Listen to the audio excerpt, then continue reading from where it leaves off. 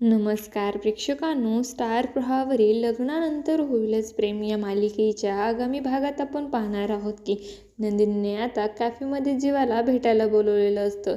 त्यावेळेस नंदिनी आता fast track डिवोर्सबद्दल जीवाला सांगते. तर जीवाला आता खूपच मोठा धक्का बसतो आणि तो नंदिनीला म्हणतो की अगं तू हे काय बोलतेस, आपण वेगळं व्हायचं, पण आपलं तर खरं प्रेम आहे ना एकमेकांवर. नंदिनी म्हणते की आता आपलं वेगळं होणंच एकमेकांच्या भल्यासाठी आहे.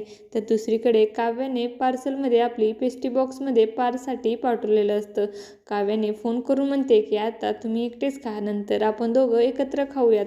तर पार्थ म्हणतो की याची काहीही गरज नाही, माझ्या आयुष्यातून प्रेम नावाचा शब्द मी मिटवून टाकला, त्याचमुळे तुम्ही असं काही करण्याची मेहनत घेऊ नका, याचा कसलाही उपयोग होणार नाही. तर पार्थ असं बोलणं आता काव्याला खूपच नाराज करून जातं.